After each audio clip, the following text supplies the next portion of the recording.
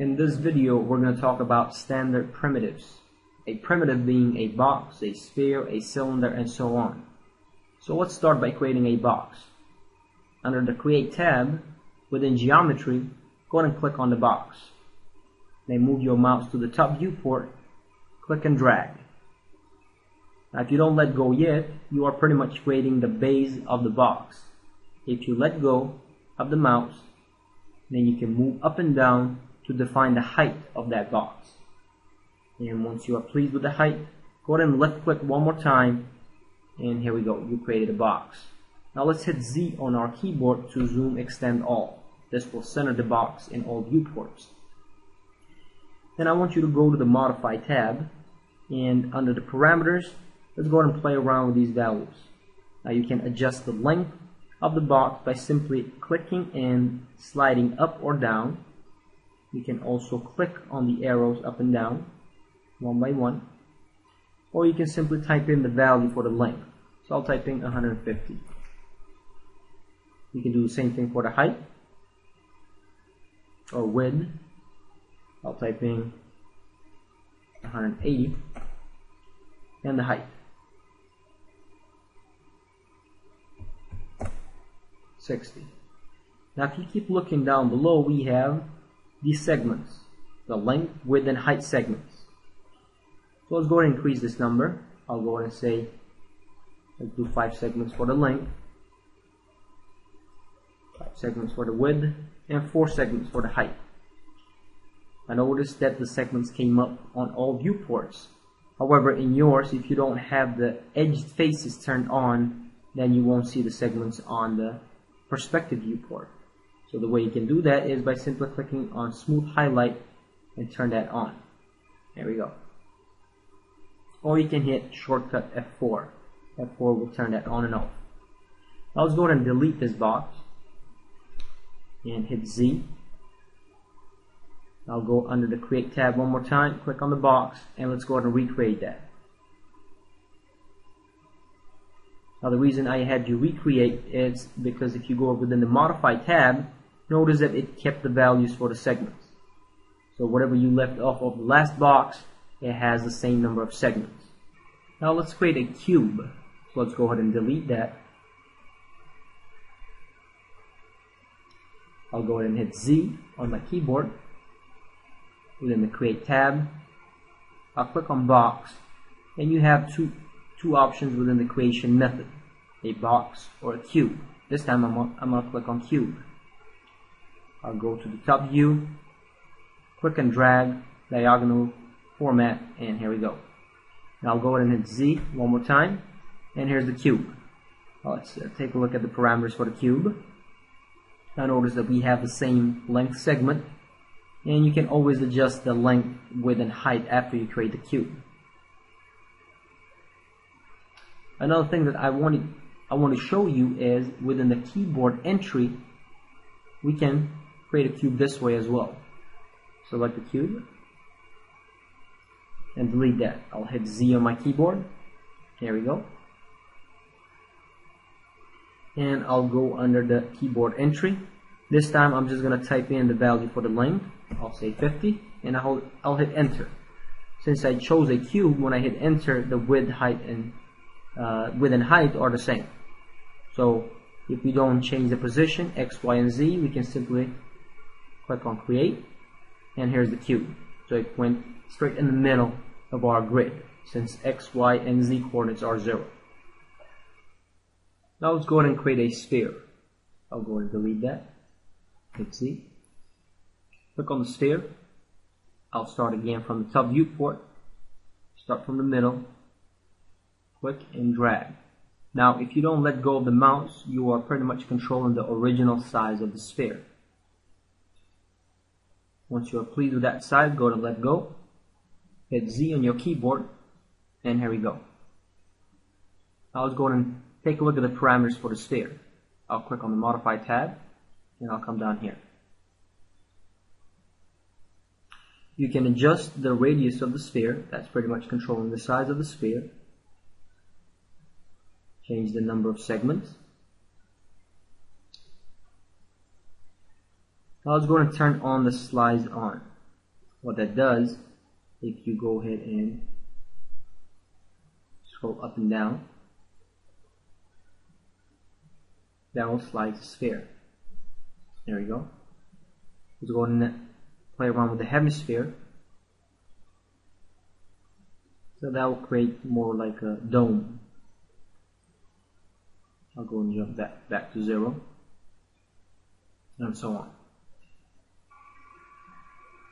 Next, let's try the cylinder. So I'll go ahead and delete. I'll go within the Create tab, and I'll click on Cylinder. Let's go ahead and hit Z.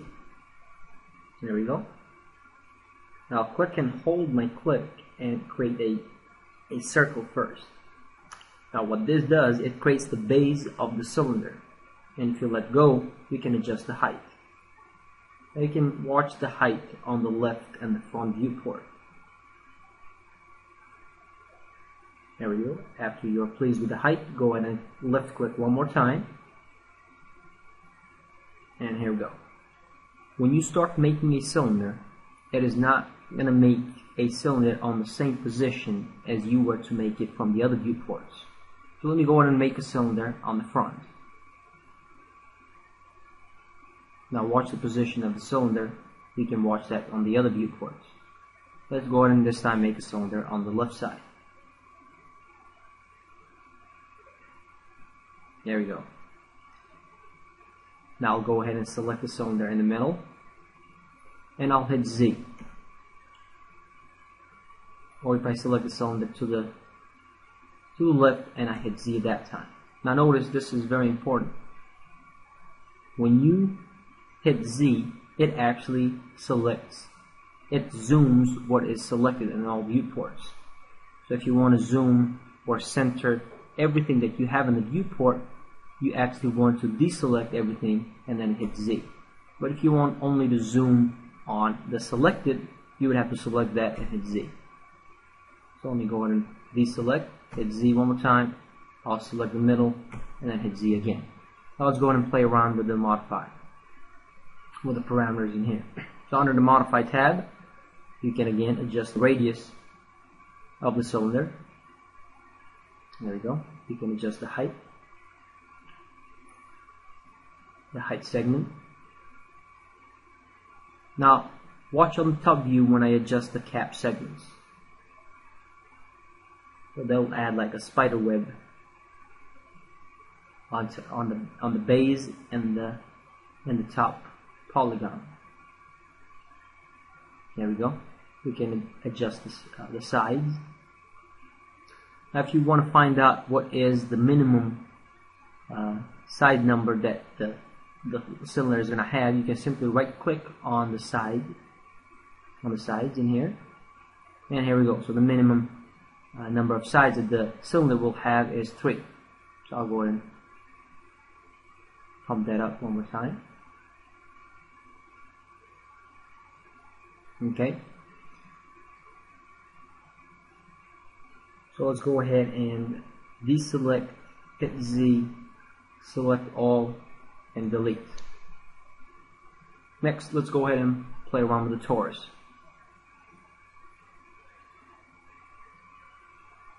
So I'll go ahead and click on the torus. Now I'll start making that on the left side. So I'll click in the middle, drag, let go, drag again,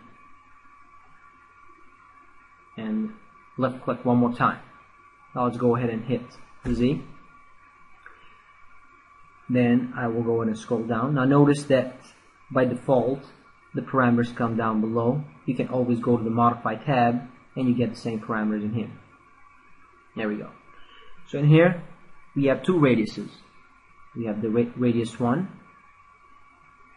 which is the inner radius, and then we have radius 2, which controls the cube.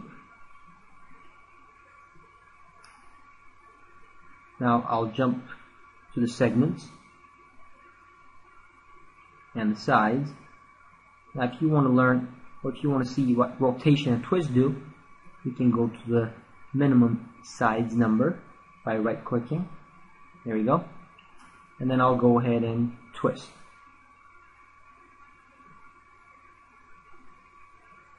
Also rotate.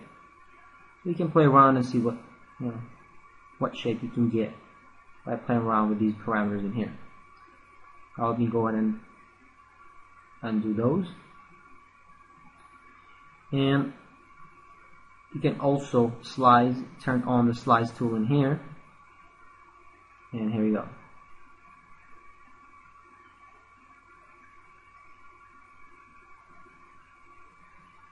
Now let's create a cone. So I'll go ahead and delete the torus. I'll hit Z on the keyboard, click on the cone, and let's go ahead and create the cone. I'll start from the top, click and hold, and you'll notice that it looks like we're about to create a cylinder. And I'll go ahead and let go first. Next time I'll adjust the height. I'll click again and pull down to adjust the top. There we go. Next I'll go ahead and hit Z again. And let's go and take a look at the parameters. So under the parameters we have two radiuses. The first radius adjusts the base.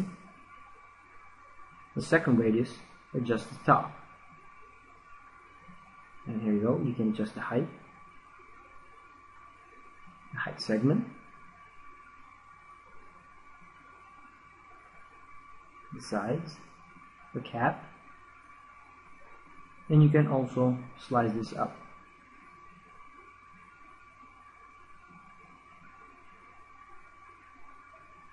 Okay, let's jump to the next parameter. Now let me show you the difference between a sphere and a geosphere. Let me go ahead and delete this one. Hit Z. I'll go ahead and click on the sphere. I'll create the sphere somewhere to the left. And then I'll go ahead and create a geosphere right next to it. I'll move to the front view and hit Z. Let's go ahead and maximize that viewport. There we go. So the only difference that we can see in here are the way the segments are drawn. So depending on which direction or what are you trying to model, you can pick one or another. The sphere has lines going up and down, whereas the geosphere has sort of triangle shape or diamond shapes. So that's the main difference in there. Now I'll let you play around with the two pyramid and the plane on your own. So go ahead and click on them, create them within the viewports, and under the modify tab or within the parameters right below, we're going to play around with those values. You can explore those on your own.